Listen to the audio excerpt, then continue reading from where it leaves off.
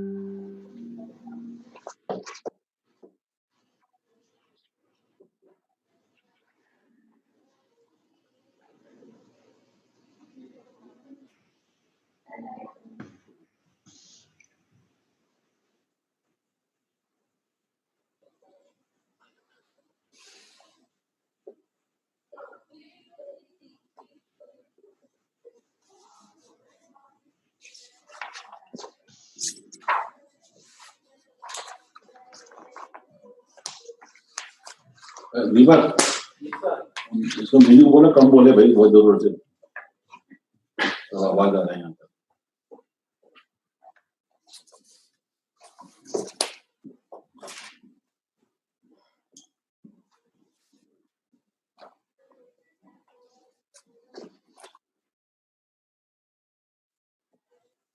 Just a moment. Everything in place. Should be in place.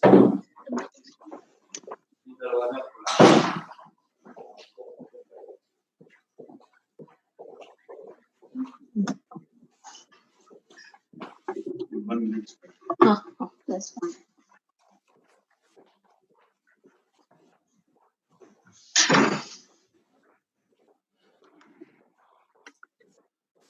Okay, Uni, we are good.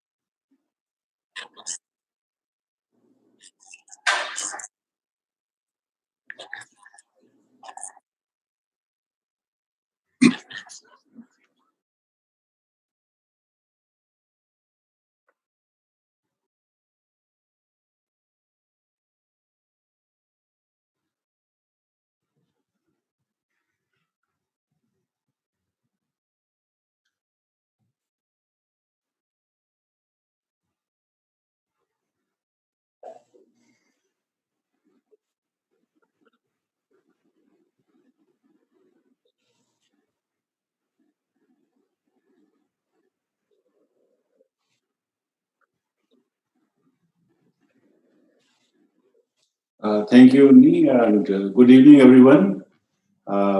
It's my pleasure and honor to be here today evening with the community. And in this webinar, we would like to cover as much as possible, time permitting. So I will not take much time, but give an overview of the situation.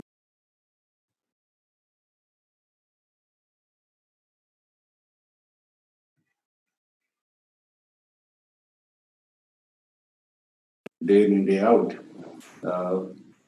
First, I come to the passports. In the passports, right now we are handling only emergency cases, people who are in need of passport, they have run out of validity, or they have some visa issues. So these are being entertained, but first the individual has to approach the consulate with a request on an email, which is cons.atlanta@mea.gov.in. And once we are convinced about the genuineness and the need for the renewal of the passport, we will certainly try to help the individual. At present, the CKGS facility is not working, so all the pressure is upon the consulate, and we have our own time and manpower constraints. But we try generally to meet the requirements or the needs of the people.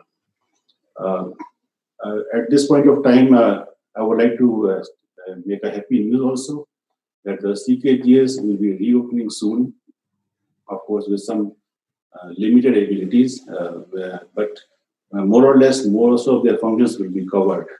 So there will be no walk-ins, but people will be able to get services, and we would appreciate if the people would abide with some delays in service because of these manpower problems, both at the CKGS and at the consulate, and other, COVID-19 situations, because we have to abide with certain health and safety regulations. Then visas are suspended right now. We are issuing only emergency visas, which are very rare and very quite very serious cases being considered, for issue of visa. Because there is no point in issuing visa unless people are able to travel, and there are no flights as of now to India. So even if we issue the visa, people actually cannot travel. So it is pointless. Similarly, OCA services also suspended for the time being, and these will be will come back soon, but only for the people who are residing within the jurisdiction of the consulate. That is the 6 states and the 2 US territories. So these are the services which are going to be in effect, and how they are going to be, I have already explained.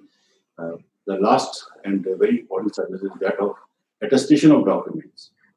Now, there is no walk-in for attestation of documents for the consulate, but people are free to send their request with a fee and all procedure following by email, by post, and we will consider that and do that.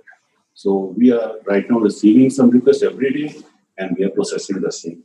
So attestations are like going on as usual, and people are getting the services.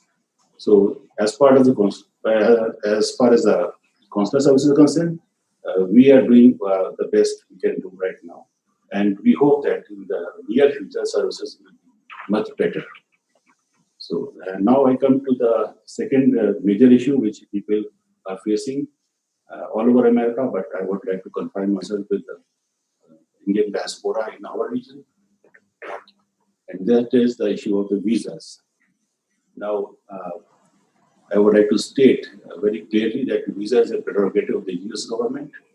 Nevertheless, our embassy in Washington, our ambassador, and other people, senior officers, they are in contact with the US authorities, and we are trying to work with them so that the Indian nationals are given visas, which is work visa or student visa or tourist visa extension or whatever is required, so that they stay in US is a legal one. We would like to mention very clearly that people who are here, uh, they should always maintain their legal status. That is very important. Because if you run out of legal status, then things become a bit difficult. So if you have a valid visa and it's about to expire, you should visit the USCIS website, and following the review procedure, you can get the visa extended, which is up to the discretion of the US authorities. I would say that our interaction with the US authorities has been a very positive one, and our indication, there are no written communication as such, but the indication that they would consider all these requests in a very positive manner. So the Indian nations do not fear that they would be having a real tough time. So when they leave or they want to leave, they can leave the US very peacefully and happy. And there should not be no issues. Visas are truly a very important aspect for our diaspora, and many people are here on the jobs, and they are facing huge kind of pressures, both from their employers and elsewhere, and they need to be here on a regular basis. But they have to follow all the procedures, and they work with their employers, to get their sponsors or whatever, to get their visa extended appropriately. I would come to the third point, which is the student in our community.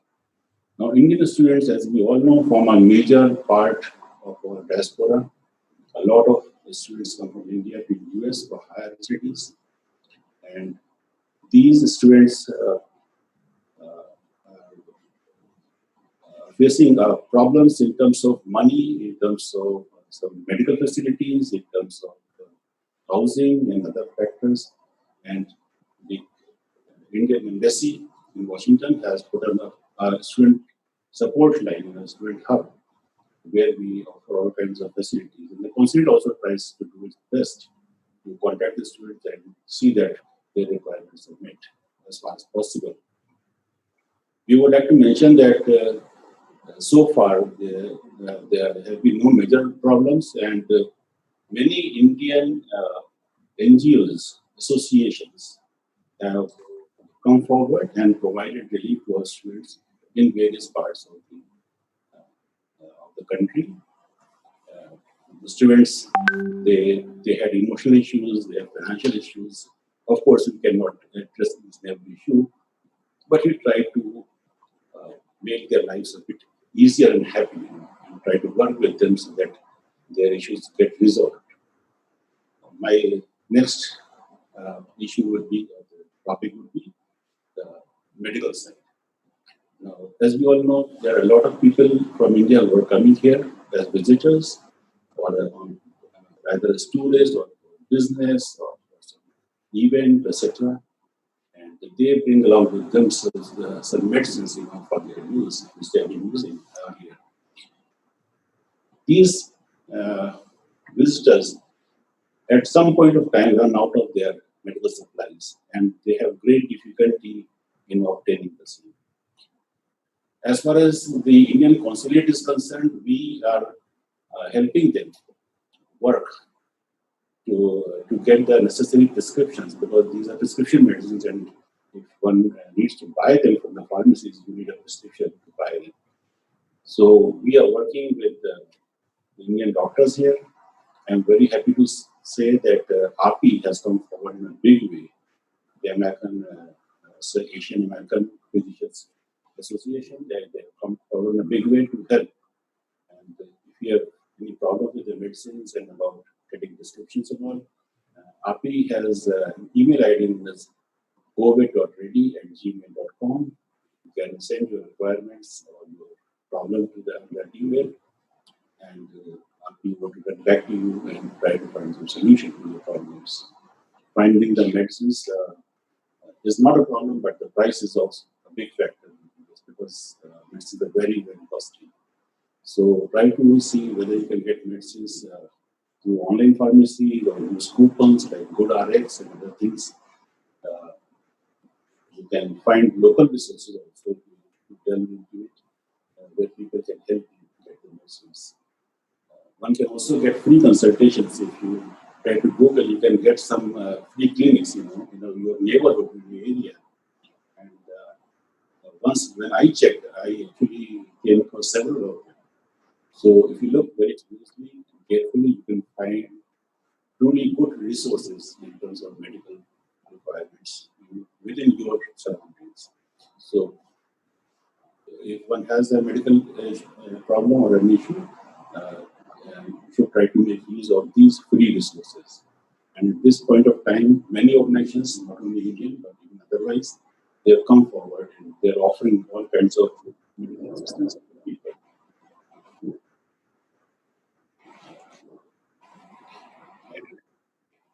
Uh, then mostly students, they are facing problems regarding housing. Housing means like they were in dorms or in the universities, and now the universities are telling them move out of the dorms. So these students are having this difficulty, in staying. So some have moved to private accommodations or to their friends and relatives. But the embassy and we are working with the universities, the deans of the student welfare and other people concerned to make them understand the difficulties which the students are facing so that they can continue to live in the dorms at the usual prices which they were paying or whatever concessions the universities can offer. So we are working with the universities to sort out this problem of accommodation for the students so that they do not face this dilemma of where they should go and what they should do. And we're trying to ameliorate this problem. Till now, we have been very successful. Students have not had their problems, but we are always well prepared to meet any eventuality. I would say the next very big topic of discussion right now going is about travel to India. And there's news about the evacuation of people from USA. Of course, these are paid flights, so one has to pay for that flight as well as there is compulsory quarantine in India. It's also a paid one. That's what the government of India decided, and we are here to implement that. But I would say that this is indeed a good news as far as people who wanted to travel to India, because whatever one might say, if there's a genuine need to travel and there's a facility, we would exhort people to come forward and make use of it.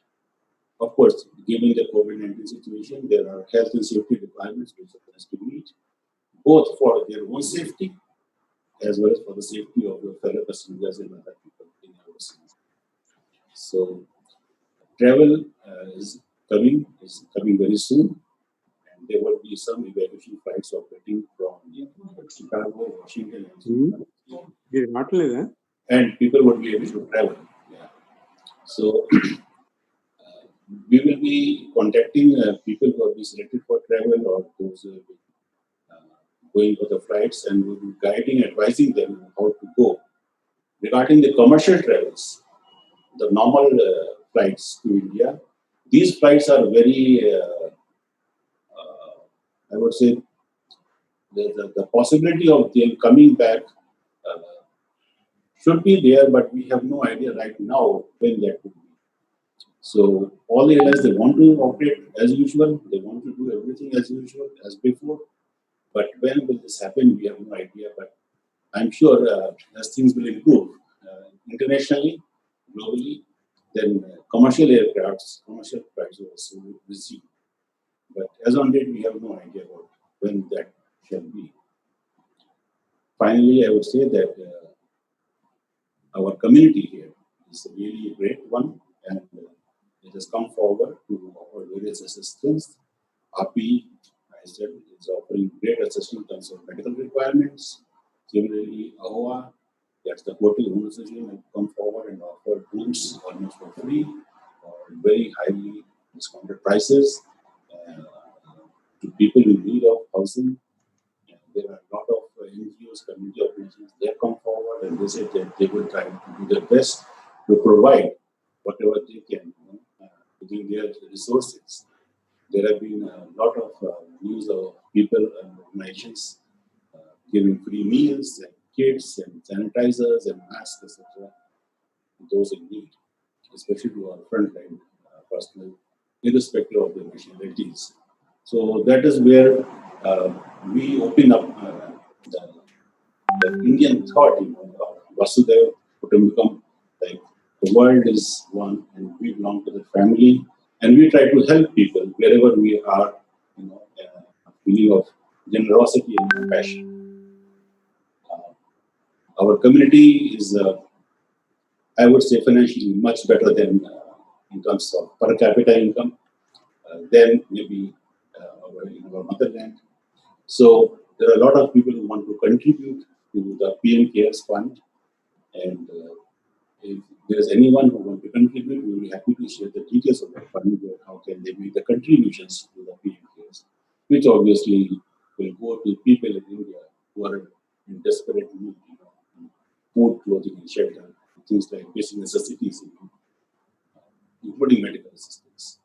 So, if you want to contribute, we will be happy to assist on that.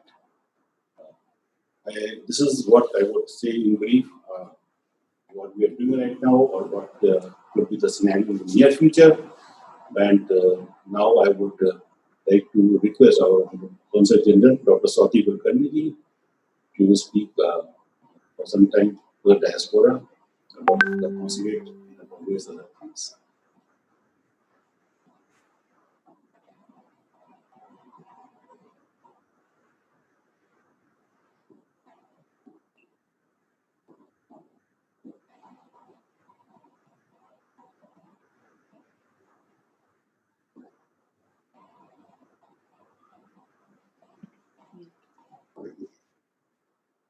Yes.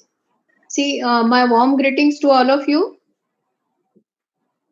Wow. Yes. I'm happy that you have taken so much, efforts, and you have done so much hard work to arrange this webinar. So we are happy to talk with everybody here and answer their queries. My colleague, Mr. Shailesh ji, he has already explained to you various aspects where we have received the queries from people. So all of you know that it's a big global crisis we are battling right now. We are consumed with this battle. It has no parallels in history. It has changed everything in the world. And in fact, what we always took our common well-being granted, it's no longer the case. So it's a very catastrophic health emergency. We have seen lockdowns. We are using words like social distancing. We have seen tragic loss of life, and we have also seen massive economic slowdown. See, for us in Consulate also, these are very hard times, very challenging times. We are operating with our essential staff. We are supported by our staff, which is working from home. And we are trying our earnest best to help and facilitate whatever we can. So, for us, our foreign ministry is that is what we get our all guidance from. We have COVID cell in our Ministry of External Affairs, that is our foreign ministry. So the COVID cell is operational 24 by 7, and it is the one which is proactive in crisis management situation. They are giving us various advisories from time to time as the situation is evolving. And the situation is continuously evolving, and we are monitoring it very hard to give optimal response so that our people get the best possible advice. Uh, as far as our consulate is concerned, see, we have received 1,000 mails and telephone calls as of today. We have tried to respond each and everybody. We have returned the calls as much as we can. We are still counting, and the various queries which we have received, my colleague has already told you about them. People wanted to have extension of visa. We guided them how to approach the website of US Department of Homeland Security. People have had their passport who came here for short term duration. The passport got expired. So we explained such people that they should apply for passport at the consulate by post. They should give documents. We can give them, after fulfilling the formalities, we can give them passport, or at least we can give them a valid travel document to return back to India. Then we got various queries on supply of food, medicines, accommodation, things like that. And in this, our community helped us so much. Everybody, I cannot thank them enough because they just at the we gave them call and immediately they responded, and that is how we have been able to help each and everybody, and that's the strong partnership. In fact, my ambassador told that our community is extraordinary uh, source of strength for us. So that's how we were able to deal with so many queries and phone calls and those helplines and things we could operate. So that was that. The most important thing was the people were asking all about the evacuation. When I can return back to India. Many of you must have seen the advisory put up by the government of India that we are going to commence this operation from 7th May onwards. In fact, as we speak, there is a first flight which is going from Abu Dhabi from Gulf, and we will also have flights from USA.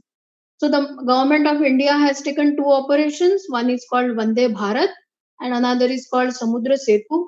So Vande Bharat is for facilitating air travel and Samudra Setu is for facilitating the travel by sea.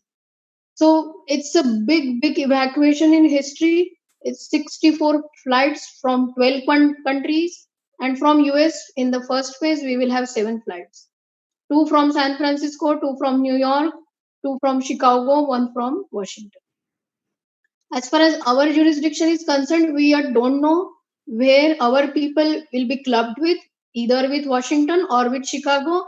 Those details are awaited, and we request you to monitor us regularly on social media handles. See, this is a big operation. You will have to bear with us because people will have to register on the link which is provided on the Washington Embassy website. No other link is operational. It is the only link which is available. I know nowadays WhatsApp is a new media channel, so be aware of that. Only on embassy you have to register if you have compelling reasons. Compelling reasons is like students who have no place to stay because now the universities will be closing down.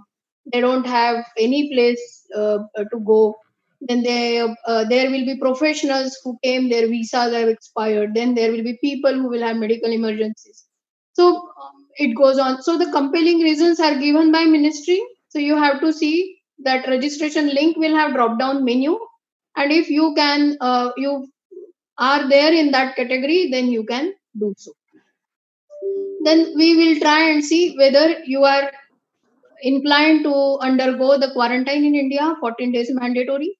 And then these are all commercial flights, so it's on a payment basis. So these are non-scheduled commercial flights from the USA, which will be operating.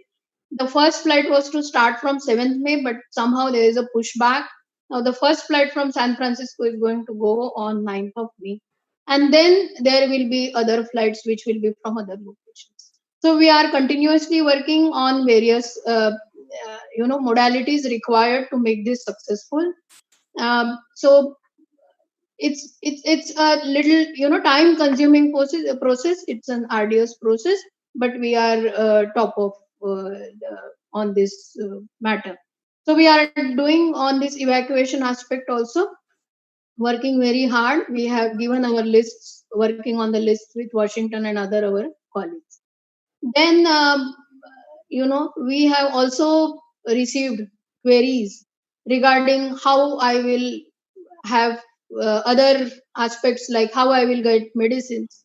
The API is there, American Association of Physicians of uh, Indian origin. So if I get flu-like symptoms, how I have to deal with that and things like that. So we are directing them to consult our physicians who are giving free guidance on that. So we are telling people that they must be acquainted with the safety guidelines. They should remain safe. They should stay safe. They should be fit. They should try and do yoga, meditation, and observe Ayush protocols like steam inhalation and all those sorts of things so that their immunity remains boosted. And if the flu like symptoms are there, how they have to go about it. They must know about the emergency responders in their area, the free clinics, the doctors, and things like that. So overall, our advisories are trying to help and tell people what to do and what are the things which they must be aware of. So I again reiterate that you must follow us on our social media handles. Please follow our advisories on Washington Embassy also, on our website also, because we retweet them from time to time. And it is our community organizations which they are really helpful in all these matters. In fact, Consulate, in partnership with them, we are working. We are proud of their achievement, and I'm sure this will be ongoing and sustained as far as we are concerned. So let us work together and with the spirit of unity and harmony, so that we tide over this crisis. So Jai Hind, but I will be here. My colleague is going to answer questions, whatever you have, and we have tried to select certain question in such a way that we can have a sort of a broad idea, and we can cover various different aspects of queries which we generally encounter in our consulate. Thank you so much. Thank you.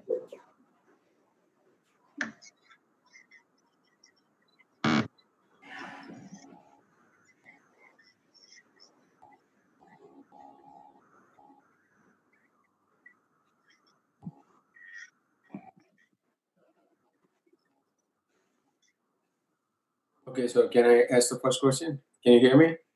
Yes.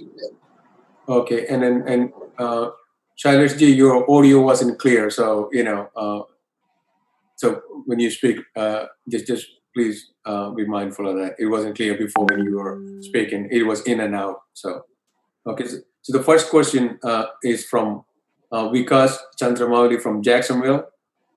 He's asking, are you compiling data on how COVID-19 is impacting the Indian community in the US?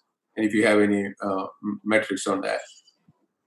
Yeah, as far as data compilation is there, we don't have any such specific goals, but we are generally aware about the problems which the people here are facing. And I mentioned in my earlier discussion that these relate to medical, housing, visa, and other things. So we are generally aware about what the problems are. However, we are just compiling a list of people who have expressed their wish to travel by the evacuation flight. So that data is obviously there with us. But in general, we generally know what the problems are, and from various parts of the population, like the students, visitors, or persons, etc. So this is it. This is what we are doing right now. Great, thank you. The next question I have is from Dharmen Shah in North Carolina. It's somewhat of a long question, so bear with me here. Many of the B1 and B12 visitors, visa holders who are stuck in the US are elderly people. There are also J1, J2 visa holders or H1B and H14 people who are out of jobs and may have medical issues and limited or no medical insurance. Such people have their unique challenges and issues. Is there a way to reach out to such people and help going that way, or if there is there a number to call where they can get help? Other than, I know you mentioned the API before. Okay. First of all, there are two helpline numbers on which people can call, and there is an email ID on which people can send their request for their problems. And we try to go through them and try to provide some solutions to their problems the best possible way we can.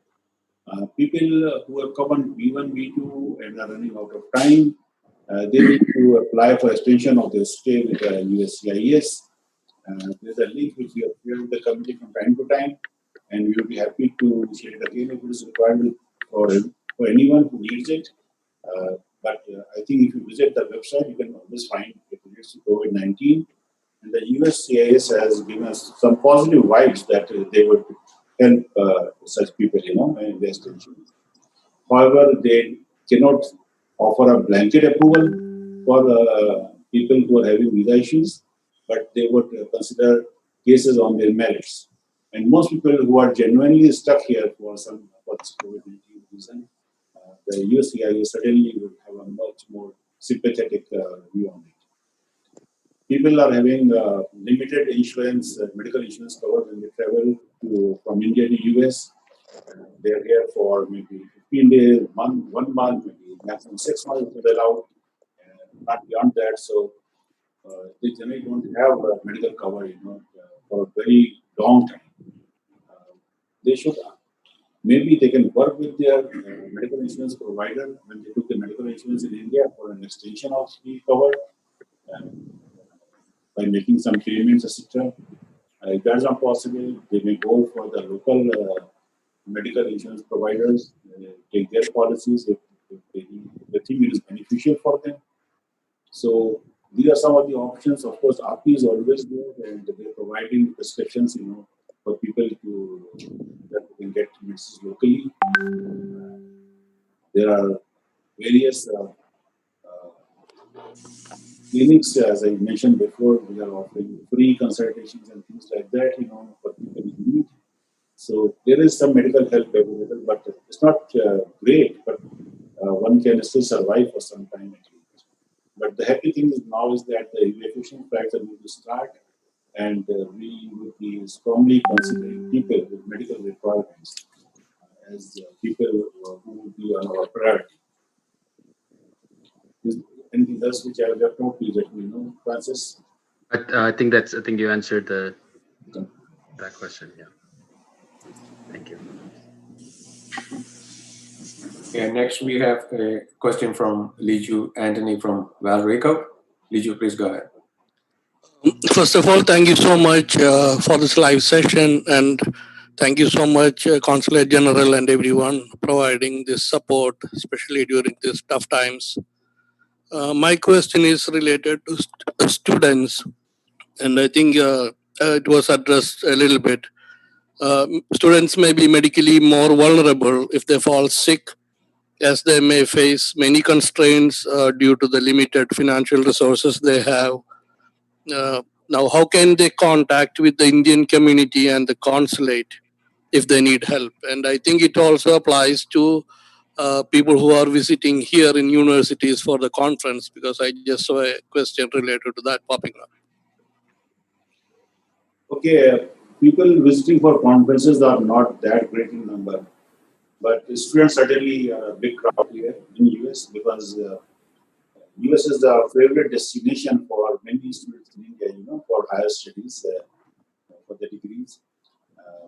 That is the much sought after thing, as we all know. So students, certainly I agree with you that they are quite vulnerable and they are not that financially capable also. However, these are like some unprecedented occasions, and in these times, I think they need to get money. How they get it is also a challenge. But banking channels are open, so people can transfer funds. Of course, there's a lockdown in India as well, so there's a challenge in India as well also for sending money. But somehow people have to meet their basic requirements. And in this, the students have to support themselves, and the community is there to support them also. So many organizations have come forward and they've offered great assistance to students. When we come across any student who's in need, and we contact us, we put them in contact with organizations or some individual prominent personalities in the Indian diaspora, and they are there to help and look after them. Also, significantly, the Embassy of India in Washington, they have a student support hub. If you visit it, it offers a great deal of resources whereby students can solve their problems. Of course, the students also have to work with among themselves, to try to figure out how they can lessen their problems or try to have minimal discomfort. Things cannot be guaranteed 100%, but given these circumstances, whatever the best we can do, we are trying to do for the students. Thank you. Great. I have a question that I see that is coming from multiple people. I have the question from Mayank in Tampa, and also Bala Senthil Kumar is also asking that on our Zoom chat. The question is that I'll combine the questions and ask, so bear with me. The passport is expiring soon, and the I-94 date is also the same in August. And the visa, the I-797, is valid till next year. Considering the limited days left for passport renewal and the I-94 update, three questions here. Is the consulate going to reopen and start taking applications soon? And if not, will this application be considered as emergency? The mail was sent, but it was not accepted as emergency. What are the options if the above two are not feasible in the near future? Well, for passports, as I mentioned earlier, we have a great deal of challenge because CKGS is closed right now. So each and every passport which comes here, the data has to be fed in manually. it takes time and effort. And we have limited manpower here, because of the COVID-19 situation, to handle so much amount of work. Uh, Having said that, on the other hand, we do take a look into the problem of the people, and we are issuing passports right now as on date on a daily basis. That is being done. Okay. But given our challenges, we are trying to do as far as possible for people who are in great need to do this. The good news is that the CK is going to open. There would be no walk-in, but still people would be able to send their passport details to CKGS and it would be handled in the usual manner it was being done before. So there is some good news coming very soon, maybe just about a week's time. Okay, great. Okay, thank you. The next question I know you touched on is from Jayesh Patel, Nashville. His question is, many Indian people in the United States depend on medicines from India. These include both temporary travelers and those who are dependent on Indian medicines connected to their treatments in India. Are there steps being taken to ensure supply of items from India, such as medicines? How can such people be helped? Is there a way to ensure the supply of prescription medicines from India? Thank you. Well, the supply of medicines is the difficult subject. First of all, you're not allowed to import or to sell medicines or to give medicines, because it involves licenses and things like that. So it's a very dicey thing to do that. But there is a genuine need for people to have their medicines. Of course, they need it to survive and to have their ailments covered. We all know India is like the pharmacy of the world, offering very cheap medicines. And the major discomfort in US is the price. It is so costly, and each and every medicine is like so many times priced, overpriced, like what we consider as overpriced. There is a challenge, but our resources in this is very limited, and there is no institutional mechanism to import medicine and distribute it or give it here. These are mostly commercial transactions, and consulates generally do not enter into commercial transactions. So whatever is being imported or being sold is the usual way to do it. Having said that, I would say that let's hope for the better. And as soon as flights open and people are able to travel, so this problem will slowly go away.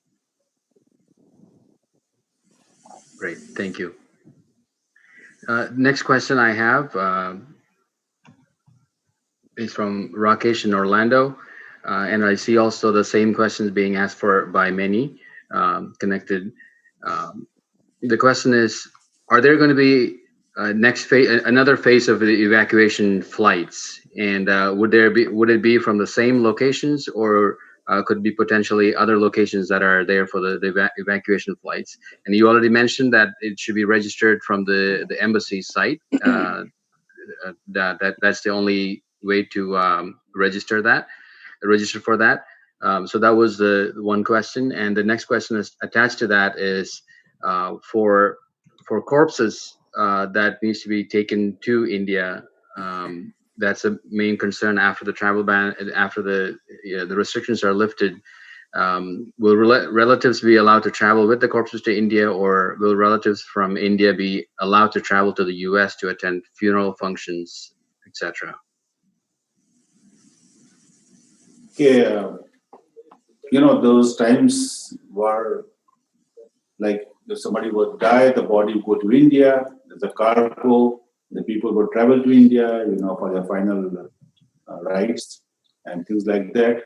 But right now, there is no ban on the commercial cargo. So commercial cargo can travel, and people often approach their funeral homes to arrange for the various formalities and to try with the airlines to send the body to India. The mortal remains for the funeral or cremation or whatever is required.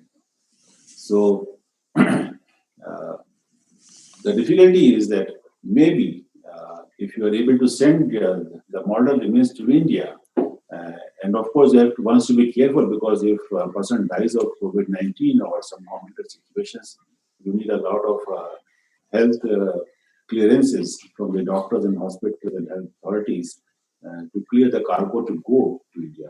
That is also a big challenge. People, if they suffer from infectious diseases, the sending of the molecules is really tough. So that is one. So even if you are able to send the molecules to India, physically you may not be able to travel, as in the days past. So this is another challenge. Uh, our suggestion would be that if it is not hurting to anyone's sentiments, they can do the rites here in US if that is possible. If you are a Hindu, take the ashes, to India later on when the flights resume. That is one option, but it's up to the family and to decide what they want to do. But travel as such is difficult. But in case there is an evacuation flight and we receive such a request, we certainly try to positively consider such cases on priority. Evacuation flights are not many, so one has to prioritize in a certain way that people who are emergent need to travel should travel first, and others can follow later on. And I really appreciate the question because the questioner is very hopeful for the next flights to come. So that's very positive. Let's hope there will be more flights, and I'm sure there will be no more flights to come. So this is the first flight which is starting, and they would not be able to cover the entire amount of requests we have received from all over US. So there would be more flights to come in the days, and we will be announcing from time to time the dates and their departures from the various cities. All right. Okay, thank you. Next, I have Sunil Varghese from Brandon with a question. Sunil, please go ahead.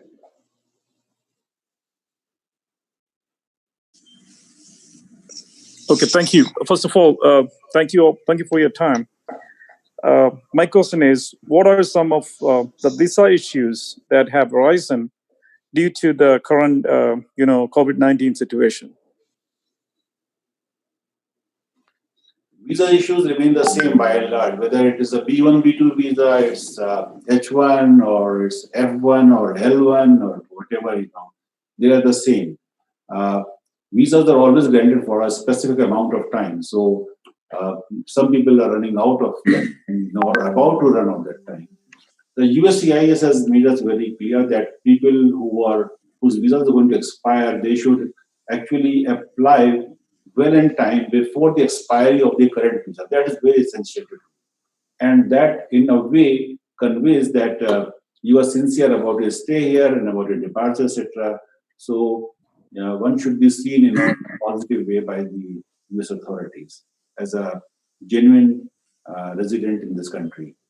So that is a big thing which our diaspora is facing. And our embassy, our ambassador, and our senior officials, they're actually very much busy in solving this issue to the extent possible. But as I mentioned before, this is a prerogative of the US government. It's up to the US government to decide what they want to do or how much they want to do. So it's up to them. But certainly we are pleading strongly on behalf of the diaspora about the people who have such issues. Thank you. Thank you. Next, I have a question from Rao in South Carolina, and I also see others asking similar questions. Hopefully, it will answer all.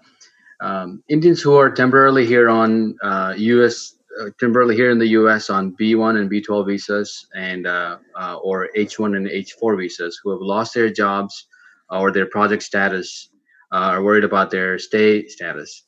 How long are they allowed to stay beyond their permitted stay? And the other question added to that was, in order to qualify for these evacuation flights, can people with OCI cards be qualified for that, or would it be only Indian citizens that are from there? For people who have the visa issues, as I mentioned, they should apply in time. And there have been some announcements by the US government about how long they can stay here. We really sympathize with people who have lost jobs because of the current situation. Businesses have reported, negative. or problems, in their businesses. So they are not hiring people, or they're actually maybe firing people also as well.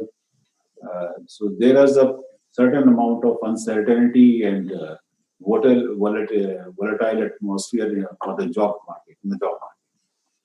Okay. But, there is no way consulate can offer them jobs or provide them jobs. This is not possible, certainly, because we are not into that sphere. But obviously, in the visa sector, we can try and intervene to the extent possible with the US government and try to see that the US government can provide much needed assistance. So this is what we feel that to be able to provide some relief to the people. That is it. So I just lost track about the second part. Can you please come again? That was about people with for the evacuation. Would they qualify if they have a OCI card, or do they have to be Indian citizens from there that are visiting or something? Well, right now we are compiling kind of a database for people who want to travel. Obviously, they have to provide an undertaking about the quarantine in India, and this is a paid commercial flight, and we'll be announcing the ticket prices and etc. for that very soon. Uh, this database primarily relates to the Indian nationals, but as time proceeds, as things go along, we would be happy to accommodate other nationalities. I mean, those same card holders as well, and other travelers like the normal U.S. nationals having visas, etc. But right now, the priority is for the Indian nationals. Thank you. Next, we have Biju from West Palm Beach with the question. Biju, please go ahead. Thank you. First of all, good evening, all. There are people who have exceeded their legal stay in United States and need special travel documents to travel back to India. How is this situation impacted by COVID-19? Well, travel back to India would involve having a travel document. There are two types of travel documents. One is a passport, which is your basic travel document. In case you have any difficulty with a passport or obtaining a passport, the other is a one-way travel document known as the emergency certificate. So, if you comply with certain situations, certain requirements, like your Indian nationality antecedents, etc., then we can issue that emergency certificate. So these are the two things. And if one comes up with a request and we examine the request, all the details in it, how the individual is suffering or needs the passport or the emergency certificate, we decide that and we give them travel document to them. And we are doing it almost on a daily basis.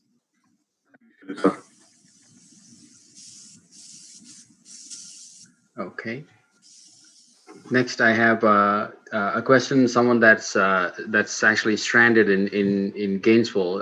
Pankaj Singh, who is in Gainesville, and his visa expired, and he had applied for evacuation on the website, but he hasn't received any confirmation.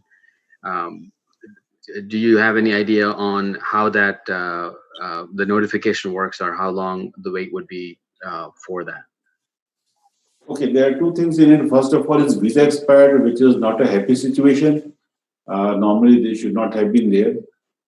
As I advised earlier, people who see that the visa is going to expire, they should apply for extension well in time with the USCIS. Even if they do not receive any confirmation from the USCIS, they should keep the papers ready that they have applied for it. That shows their good intention. That is very essential. The second thing is that this person from Gainesville, if he wants to travel, um, we would be happy to assist him in the travel, as far as possible. Okay. Next, we have a question from Vijay Narayanaswamy from Tampa. Vijay, please go ahead. You're on mute. Vijay, you are on mute. You had on mute.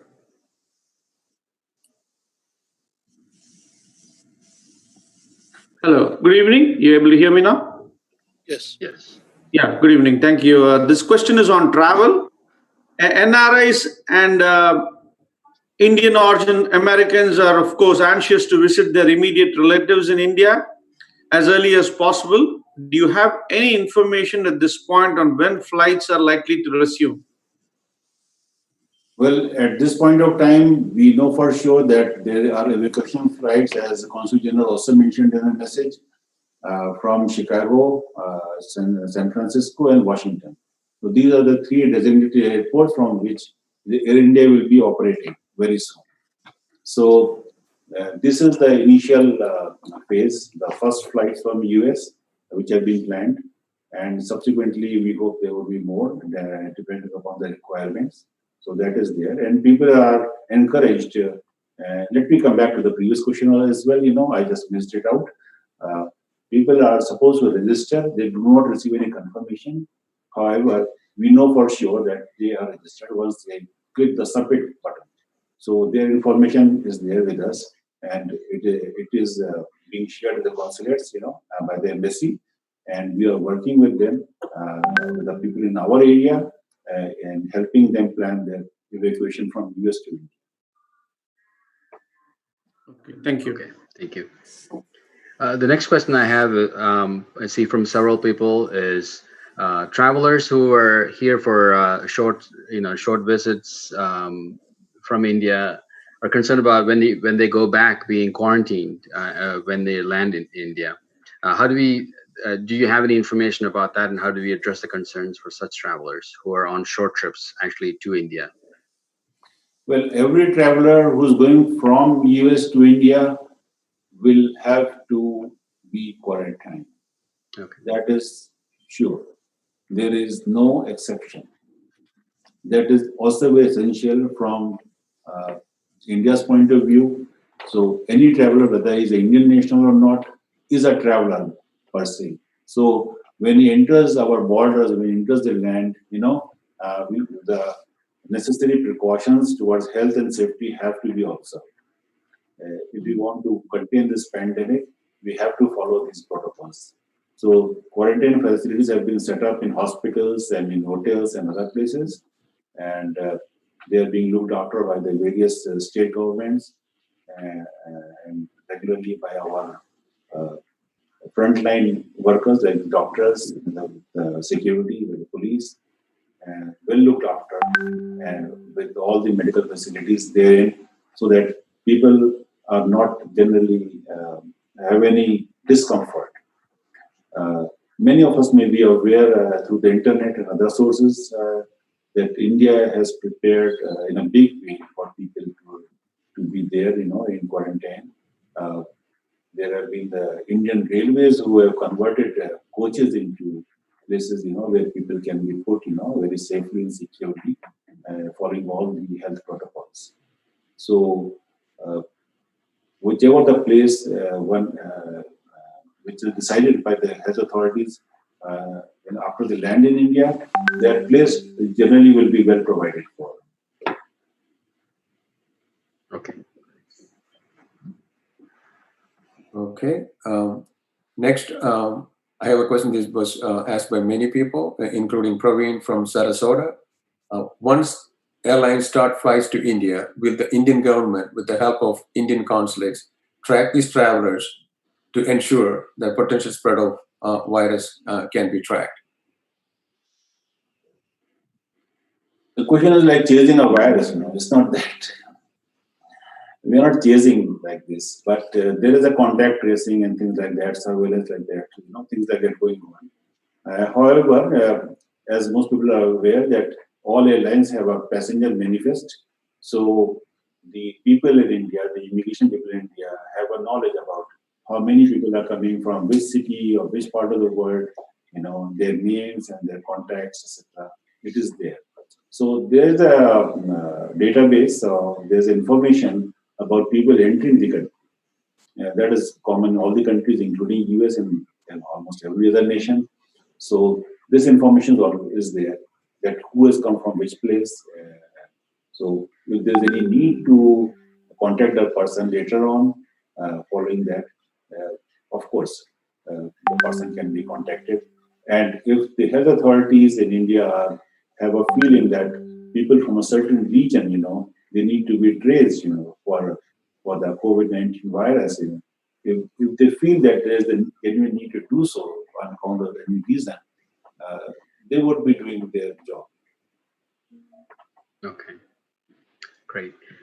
The next question we have is many airlines are not offering refunds on travel that was blocked by the restrictions. Is there anything that the government can do to help out the people impacted by that? And also adding to that is uh, when when would the consulate be reopening, and when the can the OCI card holders start traveling at that point? Um, this question is like in two parts. Okay, I first come to the first part, and it is airlines not making the refunds. Now, as we are all aware, these are commercial transactions. Right. Yeah. One really reads the detailed, the statements when you buy a ticket or anything, that what are the refund policies, and that is really done. In most cases, airlines used to refund or make an adjustment, or do something about it. But if they're not offering the refund, it is better to read their refund policies very carefully before buying a ticket. That would be beneficial. Or speak to the agent if you're going to the agent about the refund policies. That is crucial. You can always work with the airline, in trying to adjust for any future travel or things like that. So some airlines are coming up with those solutions as well. So the price can be adjusted in any future travel. So one has to abide with this. In India, of course, and I'm not sure about the situation in US, but then there in India, if the airlines are doing like this, there are consumer courts, and one can always take the legal recourse if they want a refund. The airlines, I'm sure, would abide with those decisions. So uh, this is very difficult for the government to intervene if people have bought tickets of their own, because this is purely a transaction between the airline and the individual concerned. And the nitty-gritties of these transactions are best known to them. And we generally do not venture into it. But I'm sure any good airline would not lose its customer, would try to build a healthy customer policy, because if they do such practices, they're likely to get a bad name, and that means losing business. Um, I'm sure that any good organization or company would resist from doing so. So that is something which only airlines can solve for the customers. This is essential. Great. Great, and I know on our Zoom chat and YouTube and other methods, we're getting a lot of questions, and I hope we've been able to answer many of them, or at least combine several of those. And I see that there are some follow-up questions, and at this time, I, kindly ask that we only ask the questions for this particular situation and not the regular renewal and things like that. That you might be able to get answers from the console website. And just one of the follow-up question was if you are able to share the API phone number for people who need help, or if it's on the website already, please let us know that. And the other part was for people who have registered for the evacuation. You already mentioned, that they will be getting notified for the first flight, which is in 3 days. How, should they still be expecting response for that, or should they assume that they are not selected? And because this is the last question, I will ask one more, so you can answer all of them. Um, so when they have selected, if they are selected for that flight, how does the ticketing work?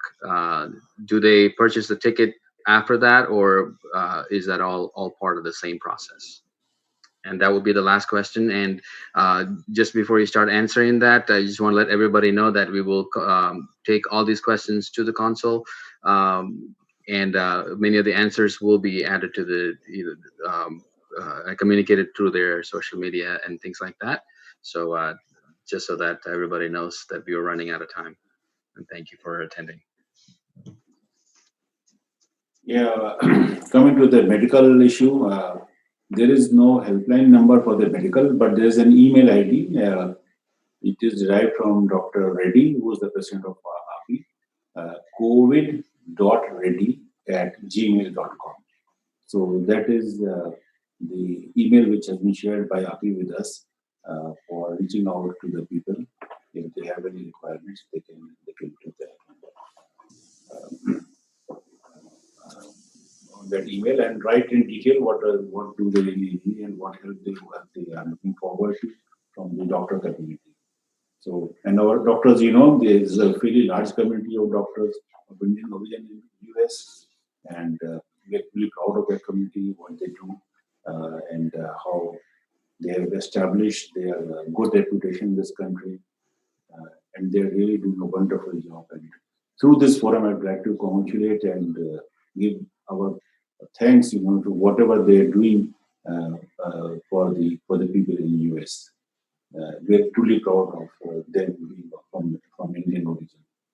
So our consulate will be resuming the normal work schedule in the near future, but we are not sure right now when that will be and how is that going to be, because the situation in each state is different, and we are in Georgia, and there was some kind of alarming news yesterday in the newspapers about Georgia not having contained the COVID-19 virus.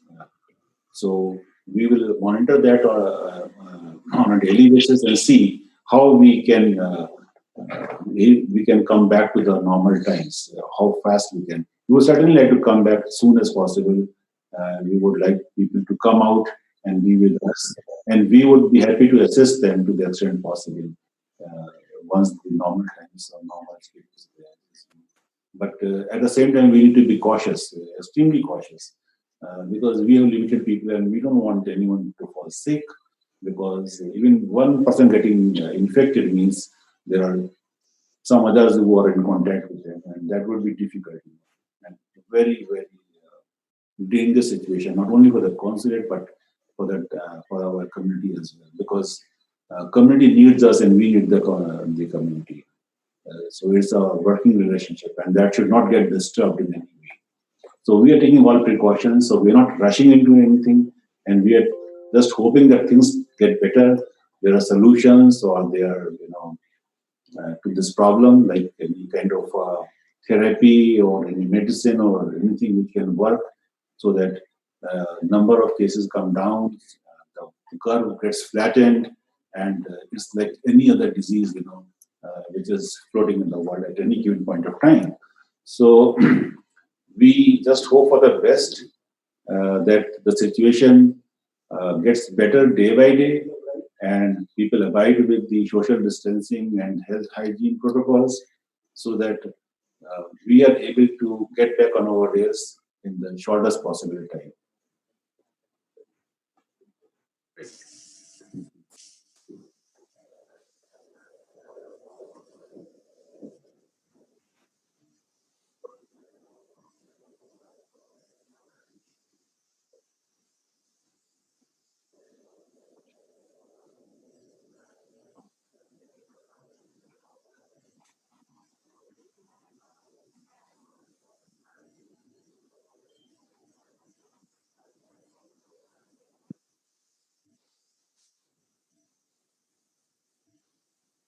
No, it's fine. See, we just have to work together. That's what we are saying, because it's a partnership between us and community, and that's how we will, tide over this crisis. So, because consulate is small and the community does have a wider outreach, so we have to work together. So that we have a better tomorrow. So we have to have this partnership sustained and ongoing for helping as many as we can. Thank you. Thank you. we truly love our community and we wish them safe and healthy.